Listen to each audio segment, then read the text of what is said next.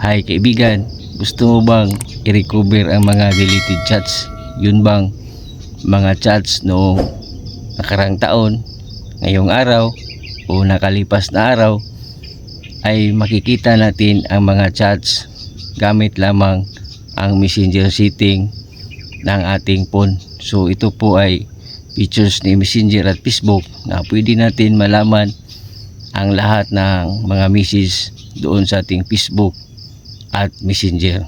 Kung interesado ka kaibigan na malaman, i-click ang follow button sa tabi ng pangalan ko at i-subscribe mo na din ako para personal mo kung ma-message sa mga ganito nating tutorial. So tara, let's go. Magandang buhay mga kaibigan. So ganito ang gawin kaibigan para ma-recover ang mga deleted chats sa Messenger pati na yun sa Facebook. At hindi lang ngayon natin i-recover, pwede din natin i-recover noong isang taon o ngayong araw o noong nakalipas pang araw. So ganito ang gawin, i-open ang Messenger, tap ang tatlong lines ibabaw ng Messenger, tap ang gear icon, scroll pababa, tap ang Meta Account Center, itap itong your information and permission, then download your information, then download and transfer information, then specific type of information,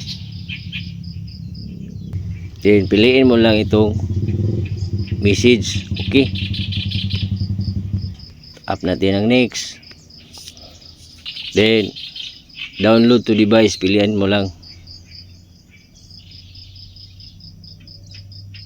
then pipili lang tayo ng anong taon.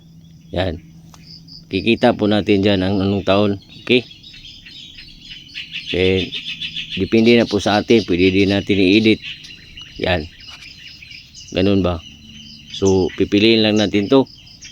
Yan, then pag nalagay mo na yung exact date mo, then notify please speak me, itap lang natin, then yan, pag nalagay mo na, back lang tayo, then tap na nitong create files. Okay, piliin mo lang yung HTML, then media quality low, then create files,